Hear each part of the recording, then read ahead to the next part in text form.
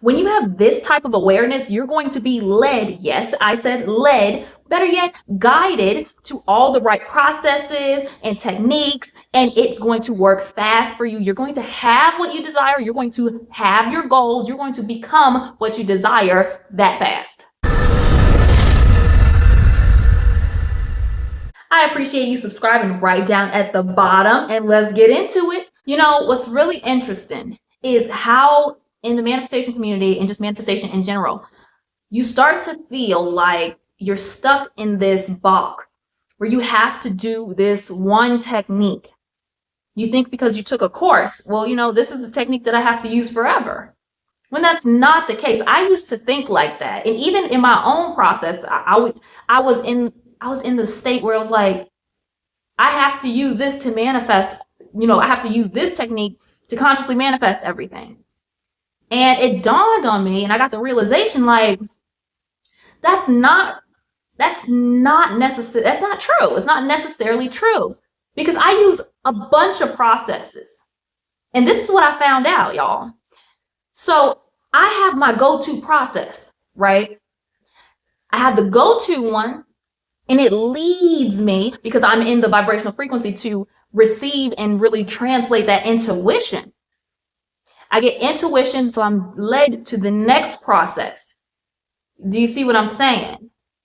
You will be led to process after process.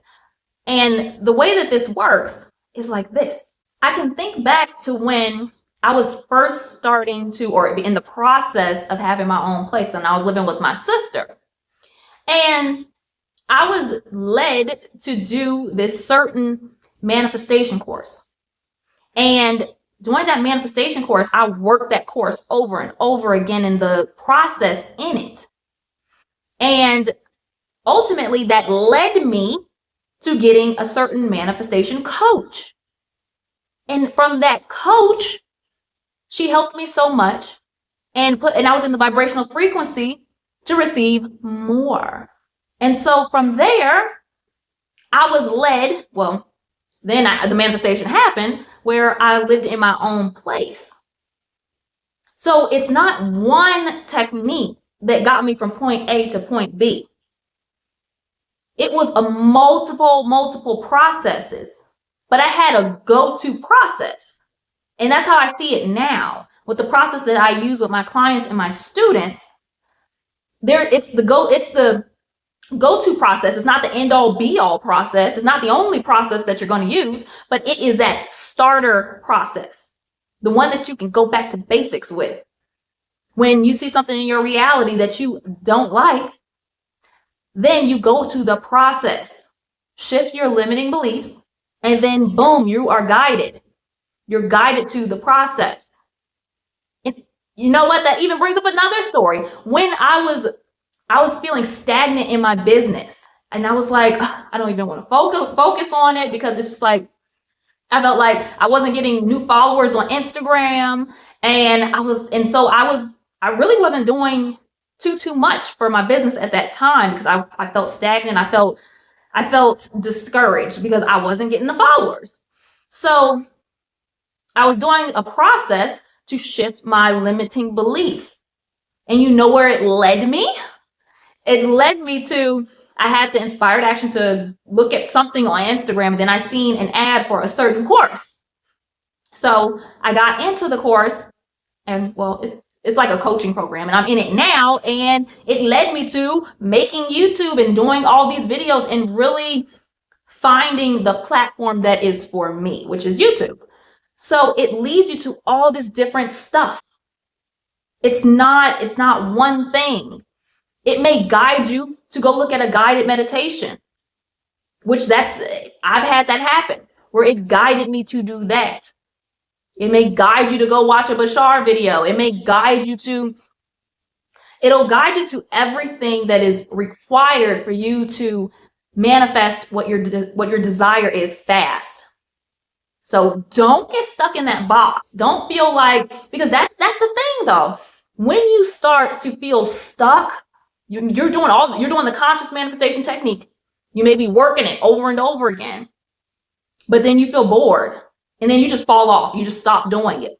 Okay, so why did you stop doing it? It's because it's time to pivot. Because you're being guided to other processes, but you're sticking to that one, like it's the end all be all process. It's time that was the starter. Now it's time to move to the next blocks, which are these other processes, because you'll be guided to it. That's how it works. And it feels more fun. This is the fun and conscious manifestation. When you are moving along, when it's more resistance free, you're not clinging to something. Like, I got to do this this is the only thing that I can do. It may take longer for you by just doing that one process or that one thing, trying to stick to something that that doesn't even resonate with you at the time. Keep on elevating. Keep on doing it. When I made my first investment in a coach, because the first time I had a spiritual business coach, like, that was a stretch. Like, that was a huge stretch for me. But that was an up level for me at the same time. I was guided to that first business coach, and that was back in like 2020, I think, that first one that I had. But I was guided to her. And then she helped me release a limiting belief that I had about being on camera. I wasn't consistent on camera, and I always had a full face of makeup on camera because I had a limiting belief. And I thought that to be professional, I had to look a certain way. I had to have my face caked up and everything. And so when I released that, I was able to make more videos like I do now with no makeup on. And I can focus on the content instead of focusing on, what eyeliner and lip gloss. And I do like lip gloss though, but I don't have to focus on the eyeliner and foundation. I come as I am. So that's the thing. How are you keeping yourself stagnant? Where are you holding on things too tightly? Do you feel like some type of allegiance to a certain process? Do you feel a certain allegiance to a certain platform that you're on? Take a look at that, because that may very well be the thing that's delaying your manifestation. Start to see which areas this is happening for you.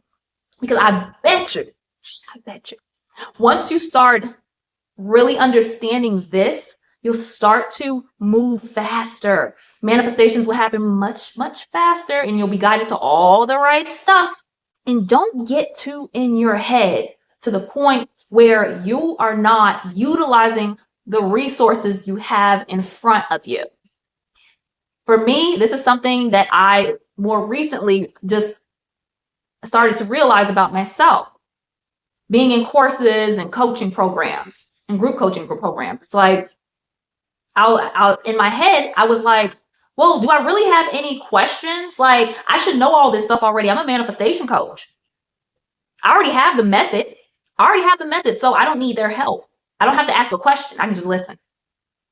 And I really had to look at that about myself, because that was me sticking to this, like, my process is the only process. This is the only process that's going to work. This is all I really need. I don't really have to ask anybody else anything, because I can just figure it out by myself, because I have all the tools in my tool belt.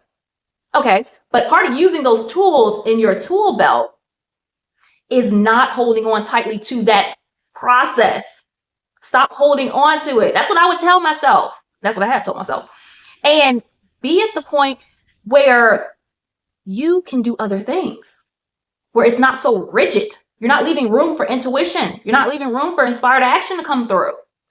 And more recently, I was talking to my coach, and I was like contemplating whether I should even ask him the question, because it was like, I should know this already. Like, but I did. I was asking him a question about, I was talking about abundance. Like, where's the discrepancy with abundance in me? Because I feel abundant in certain areas, and then it's like in other areas, I was like, eh. And as I was doing that, he was guiding me through this inner child shadow work. It's not the first time that I heard that before, but he was helping me identify limiting beliefs. And I've done limiting beliefs on this, or the limiting belief work on this. But the thing was, I did that limiting belief work to be at this point. Do you see what I'm saying? Because he helped me identify and what it was actually linked to when I was younger. Do you see what I'm saying? I didn't make that connection when I was doing it, but the way that I was doing it was still working because it led me to that point, to ask him and to be at that point where that connection was made and brought to my conscious mind. And I was able to shift some things. And from there, since that connection was made, he gave me some homework to do. And it was me going out.